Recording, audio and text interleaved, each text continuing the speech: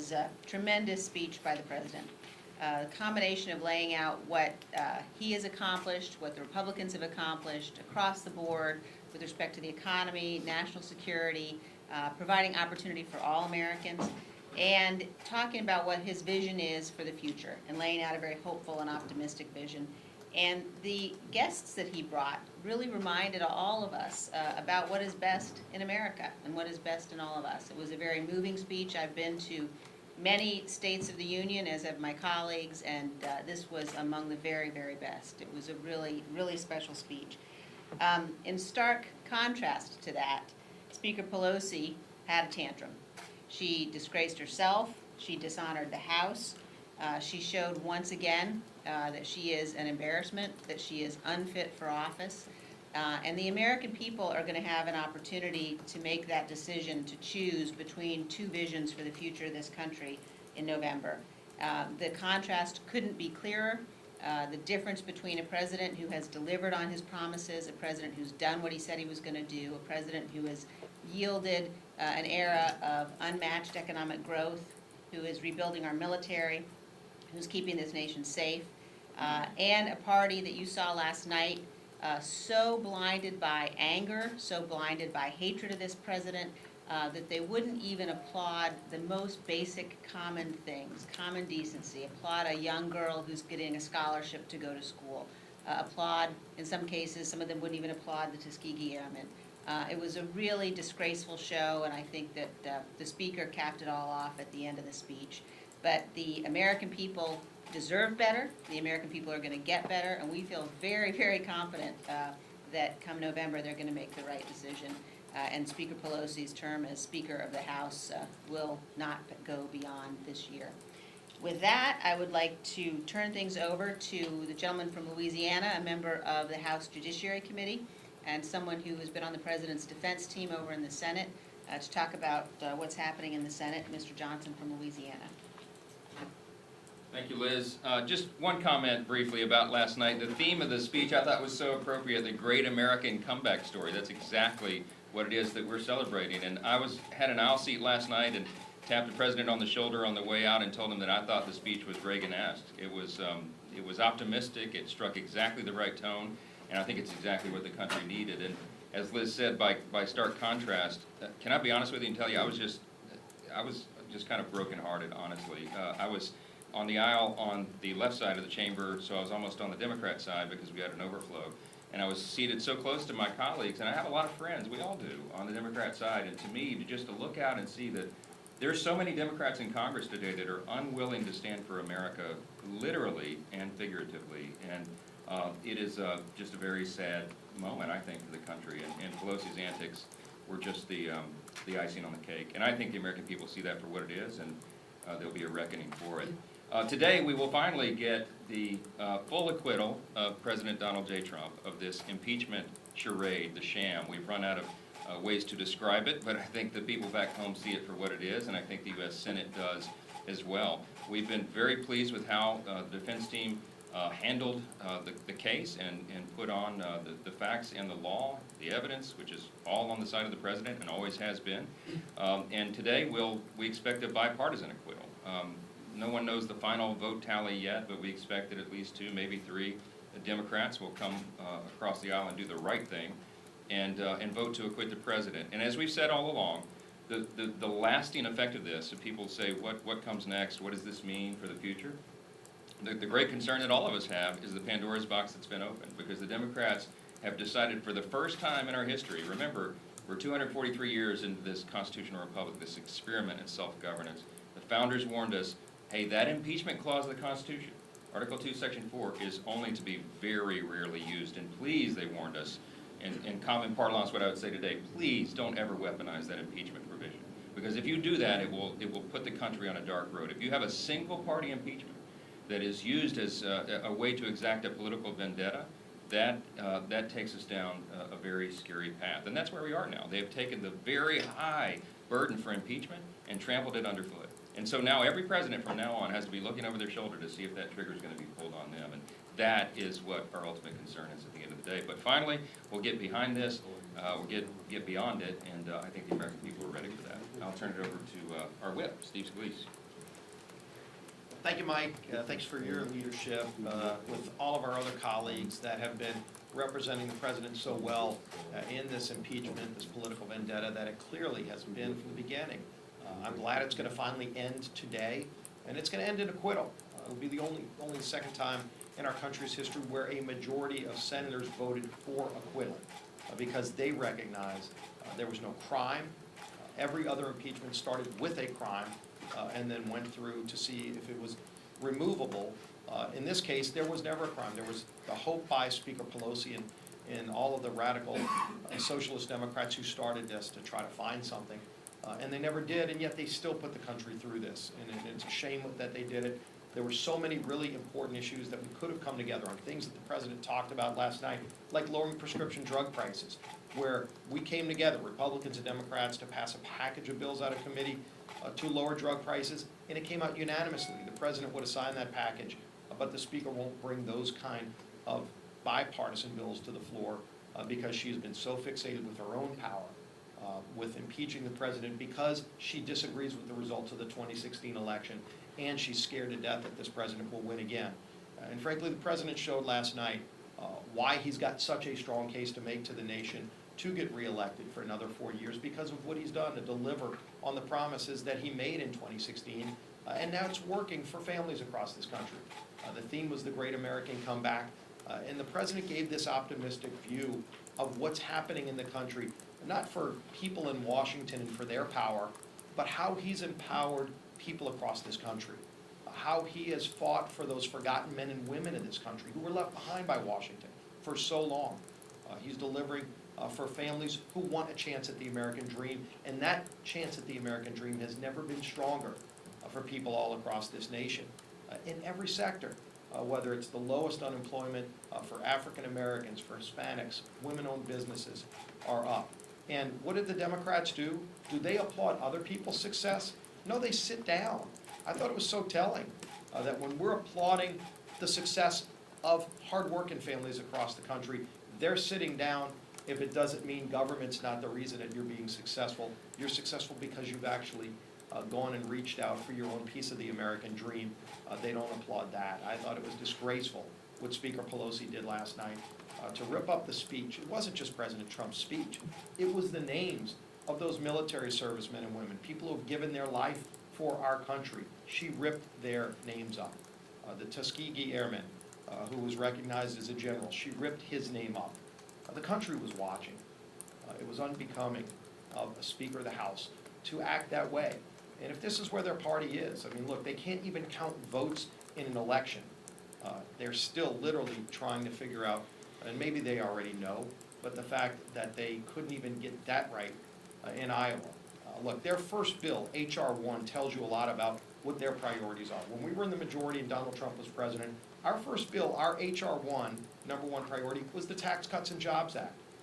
A bill that's still working for families all across the country, the bill that created the greatest economy that President Trump touted.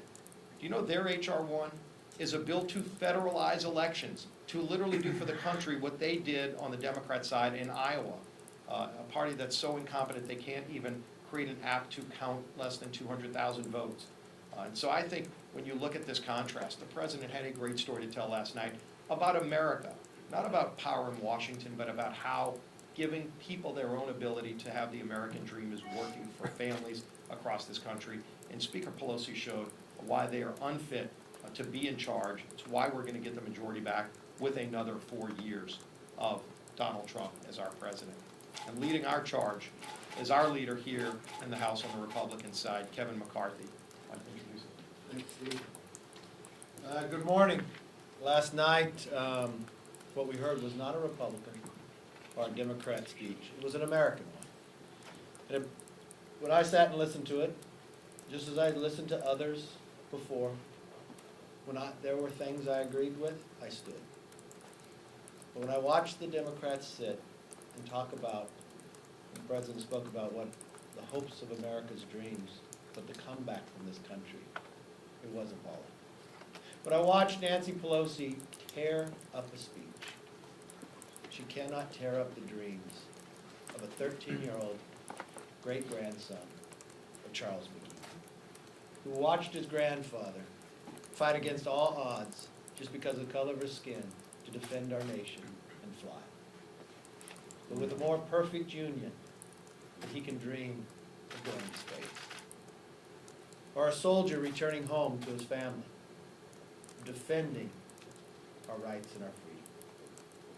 Or a single mother who is just like any of us, who would give up anything for a better future for her daughter. Got to hear that she got an opportunity scholarship. This is not partisanship. This is what really brings us together. It's what entwines us as Americans.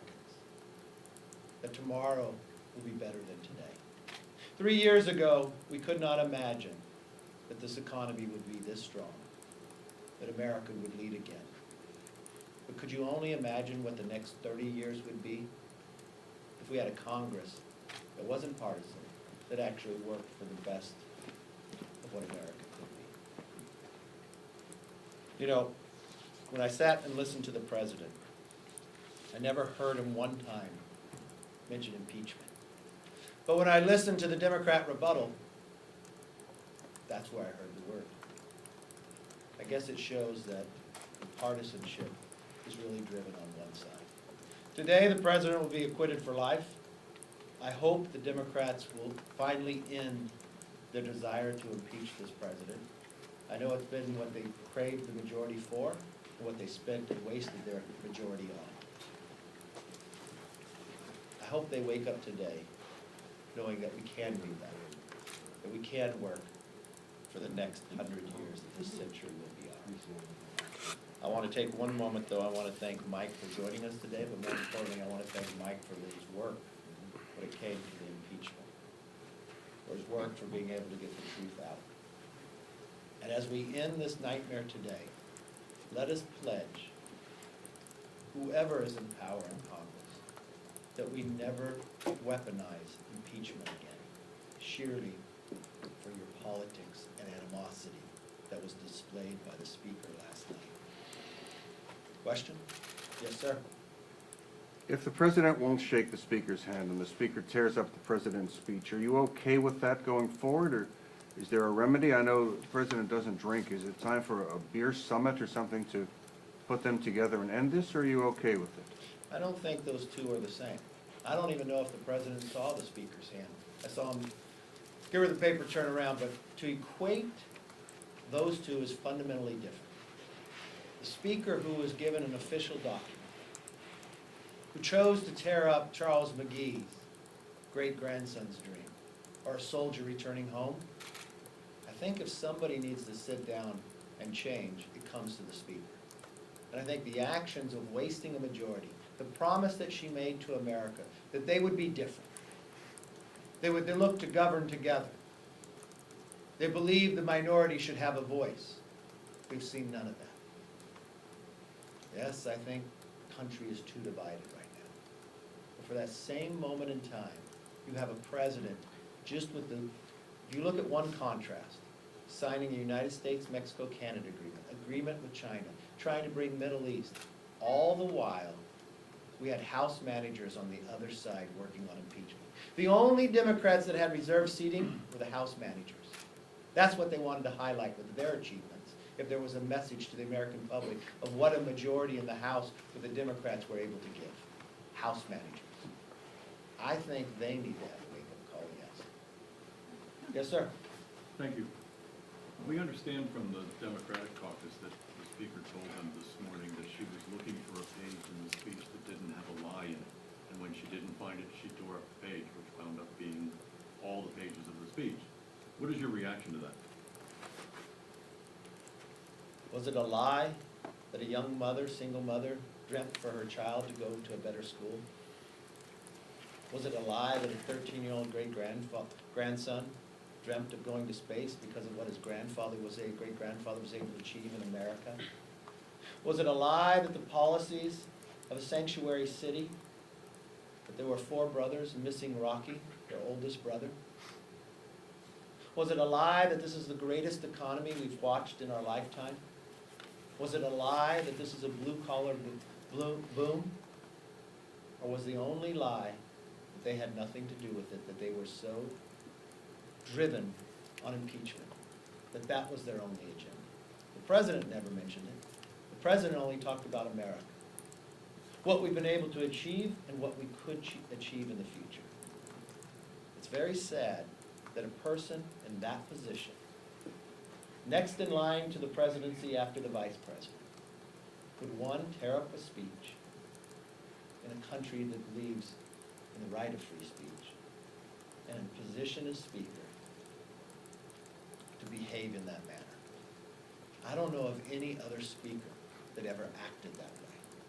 Let alone, I don't know any other Congress that has ever moved a pure partisan impeachment that was the thinnest, the fastest, pure politics on every stretch. Last question? So Make it last good year, then. what's that? Make it good, she said last question. Last year, the speaker clapped back at the president, and that got a lot of, I guess, press. And then October 16th, she wagged her finger at the president, I believe in the cabinet room. And now last night, we have the optics of her tearing up the speech. Where do you think this goes from here now? I mean, we've had 134 days of an impeachment trial. Do you think that there's any possibility that Congress can move forward on legislative business in the next year? Or is this all going to be just campaign mode from the rest of this point on? In Congress, 218 is the power of Congress. That's when you become speaker, that's when you control the rules. There's not one thing that you mentioned about the highlights of Speaker Pelosi that was a legislative achievement. You only mentioned personal actions. That would be a terrible legacy. The only person who can determine that is the person that determined she tore up a speech. The same person who determined we were going to move into impeachment without having the vote of the House. The same person who selected chairs of their committees based upon whether they'd be best to impeach the president. I think their past behavior is the best indication of the future behavior. So the question is really to the American public. Do they want more of the same, or would they like a Congress that would work with them across the aisle, that would put America first instead of blaming America first? I think that's the question come November. And I think, reading the latest polls, I think America's waking up to the lies of this new majority and the wasted time that they have had at their job. Thank you very much.